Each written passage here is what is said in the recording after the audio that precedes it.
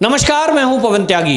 किसान नेता बने राकेश टिकैत ने एक बयान दिया है और वो बयान योगी जी को लेकर है। उन्होंने कहा कि योगी जी के कर्म कांड ऐसे हैं कि उनके 250 विधायक उनसे नाराज हैं। मैं पूछना चाहता हूं राकेश टिकैत से कि भाई योगी जी के क्या कर्म कांड हैं? किसको कहते हैं कर्म कांड? कर्म कांड कहते हैं जो हम नित्य पूजा पाठ करते हैं उसको। तो योगी जी क्या कर्म कांड करते हैं? योगी जी शंकर जी के अनन्य भक्त हैं।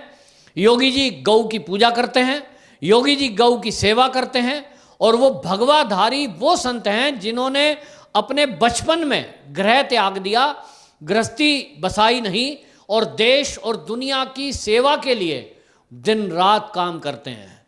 जब से वो राजनीति में आए हैं, राजनीति में आना उनका मकसद नहीं था लेकिन उनकी मजबूरी बनी। और वो मजबूरी क्या थी? मजबूरी थी हिंदुत्व की रक्षा। योगी आदित्यनाथ जी राजनीति में जो आए, जो उनके आप कर्म कांड की चर्चा कर रहे हो, ये कर्म कांड वो थे जब गोरखपुर में गोरक्षपीठ में वो महंत के रूप में, जब वहाँ संत के रूप में रहते थे तो उन्होंने देखा कि किस तरह से क्षेत्र में जो जिहादी मानसिकता के लोग हैं वो हिंदुओं का शोषण करते हैं, उनके साथ मारपीट करते हैं, बहन बेटियों की इज्जत से खिलवाड़ करते हैं। और जो समाजवादियों की सरकार उस समय रही वो उनके खिलाफ कार्रवाई नहीं करते।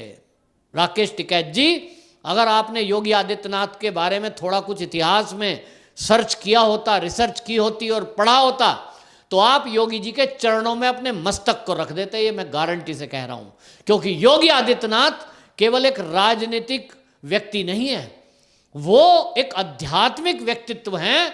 और आध्यात्मिक व्यक्तित्व में इस देश में लाखों भगवाधारी हैं, लेकिन योगी आदित्यनाथ वो भगवाधारी हैं जो अपने कर्मों से, वो कर्मों के कारण संत हैं। उनके जो कर्म कांड की आप बात कर रहे हो, योगी आदित्यनाथ के कर्म, वो एक योगी, एक संत, एक महंत के हैं। वो राजनीति में हैं जरूर, लेकिन राजनीति में देश की सेवा के लिए आए हैं, हिंदुत्व की रक्षा के लिए आए हैं। और ऐसा योगी आदित्यनाथ के कई सारे वक्तव्यों में खुलेआम उन्होंने बोला है कि हिंदुत्व की रक्षा के लिए, हिंदुत्व की सदी के लिए वो काम कर रहे हैं। और आप कहते हो उनके कर्मकांड की वजह से विधायक नाराज हैं। आप एक अफवाह फैला रहे हैं। और वो अफवाह क्यों फैलाई जा रही है?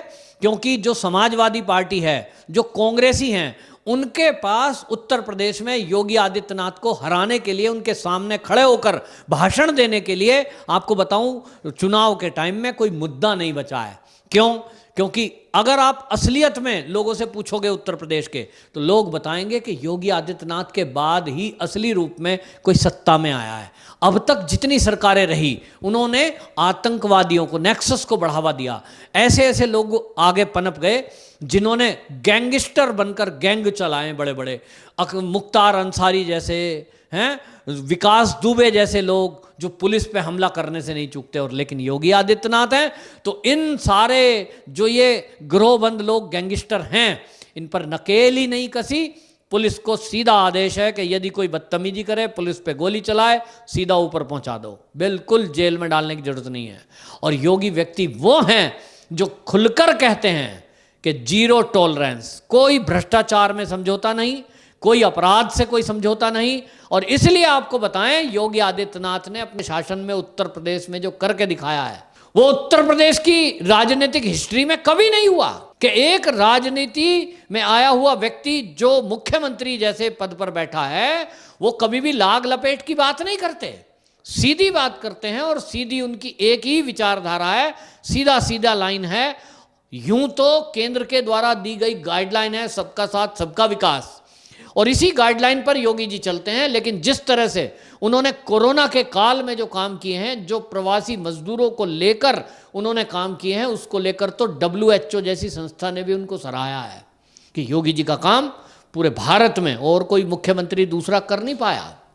तो मुझे समझ में आता है कि यदि योगी जी से किसी को प्रॉब्लम हो सकती है तो वो कांग्रेसियों को हो सकती है, क्योंकि कांग्रेस के कल्चर में ना तो देश के लिए कुछ है, ना धर्म के लिए कुछ है। वो धर्म के विरोध में काम करते हैं और वक्तव्य ऐसा देते हैं जो चीन और पाकिस्तान की भाषा हो।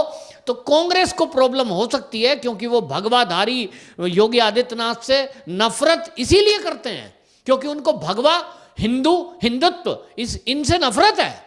तो वो इसलिए नफरत करें, वो उनके दुष्प्रचार में काम करें। समझ में आता है कि कांग्रेस में कोई अगर ऐसा है जो गांधी परिवार का गुलाम है तो वो ऐसी भाषा इस्तेमाल करे, योगी जी की बदनामी करे, योगी जी की बुराई करे, मुझे समझ में आता है।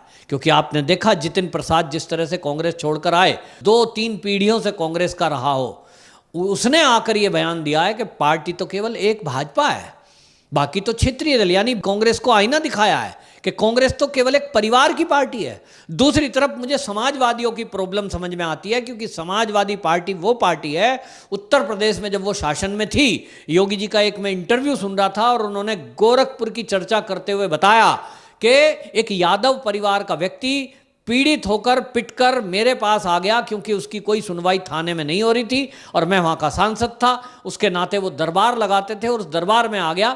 मैंने कहा भाई तुम तो यादव हो और इस समय यादवों की सरकार है, मुख्यमंत्री यादव हैं, तो तुम्हारी क्या वो सुनवाई नहीं कर रहे? उन्होंने कहा साहब कोई सुनवाई नहीं हो रही। कहते हैं मैंने जब थाना इंचार्ज को बात की कि भाई तुम कार्रवाई क्यों नहीं कर रहे हो, तो उसने कहा साहब जिसने मारा है ना इन्हें, जिसने इन्हें परेशान कर रखा है, वो एक विशेष धर्म से है और उस धर्म के विरुद्ध कोई भी कार्रवाई करने को हमको मनाही है। सीधा सीधा सरकार का संदेश है कि जो भी उत्तर प्रदेश में कट्टर लोग हैं, कट्टरवादी लोग हैं, मुस्लिम लोग हैं, उनके खिलाफ आपको कार्रवाई नहीं करनी है। और इसलिए थाना इंचार्ज ने कोई कार्रवाई करने में असमर्थता जता दी कि भैया मुख्यमंत्री का आदेश नहीं है। कहते हैं फिर उसके बाद मुझे धरना प्रदर्शन करना पड़ा, थाने का घेराव करना पड़ा, उसके बाद ये कार्रवाई करने को मजबूर हुए। और ये हाल समाजवादियों के शासन में ये उस समय था कि यादव अगर कहीं थाना इंचार्ज है, चौकी का इंचार्ज है, वो सुनता ही नहीं था किसी की, केवल सुनेगा अपने आकाओं की, जो अपने जाति के लोग हैं उनकी। और हालत ये थी कि वो डरता नहीं था। मैंने एक मंत्री का हाल देखा है कि जो एक मंत्री था और वो उसको लोगों ने शिकायत करी कि थाना इंचार्ज है साहब, इसका ट्रांसफ़र करो, ये सुनता नहीं है, तो एसएसपी डीएम को कंप्लेंट करने के बावजूद भी एक थाना इंचार्ज का ट्रांसफ़र नहीं हो सका। तो मंत्री ने कहा भैया मैं नहीं करा सकता क्योंकि इसकी पहुंच सैफई तक है। और ये हाल ज़्यादातर थानों का था कि थानों के ठेके छुटते थे, टेंडर छुटते थे, और ये हाल उत्तर प्रदेश का था। आज की डेट में कोई थाना इंचार्ज ये नहीं कह सकता कि मैंने थाने की पोस्टिंग योगी जी को इतने पैसे देकर कराई है। एक भी बंदा आप ढूंढ के नहीं ला सकते। जबकि आपको बता दूं पुलिस विभाग में हर जाति हर वर्ग के लोग हैं, लेकिन कोई नहीं बोल सकता, क्योंकि योगी जी ने आने के बाद शासन में और एक नीति बना दी ट्रांसफर और पोस्टिंग की। उस ट्रांसफर पोस्टिंग की नीति के कारण स्पष्टता है। नाराज हो सकते हैं, आप कह रहे हो 250, राकेश टिकैत जी आपने कहा 250 विधायक नाराज हैं, तो आप ये अफवाह फैला रहे हो। और अफवाह इसलिए फैलाई जा रही है क्योंकि सच के आधार पर उत्तर प्रदेश में कोई भी पार्टी योगी जी को हराने की ताकत नहीं रखती। सारे मिल जाओ तब भी नहीं रखती, क्योंकि योगी जी का काम बोल रहा है, योगी जी की व्यवस्थाएं बोल रही हैं, योगी जी का अपना खुद का चरित्र बोल रहा है। और इसलिए प्रदेश की जनता उत्तर प्रदेश की ये कह रही है कि योगी जी ही हमारे मुख्यमंत्री रहने चाहिए। मैं भी उत्तर प्रदेश से आता हूँ, मेरा भी उत्तर प्रदेश में गांव है, बहुत लोगों से बात होती है, वो कहते हैं ये किसान आंदोलन वाले लोगों ने कोशिश तो की, राकेश टिकैत ने, कि गांव में लोगों को भड़काया जाए, किसानों को भड़काया जाए, लेकिन अब किसानों को जब एमएसपी का दाम मिल गया, उनके खाते में पैसे आ गए, वो कहते हैं इतना बढ़िया कानून है। लेकिन फिर भी झूठ बोलेंगे कि साहब आपकी ज़मीन चली जाएगी, ये एमएसपी तो 2 साल में ख़त्म हो जाएगी।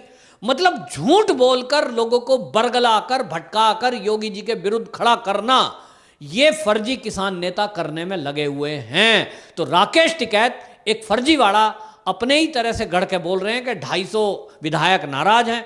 मुझे तो समझ में नहीं आता। 2-4 विधायक तो मेरे भी मित्र हैं उत्तर प्रदेश में, सब खुश हैं। कौन से उनको नाराज विधायक मिल गए भाई?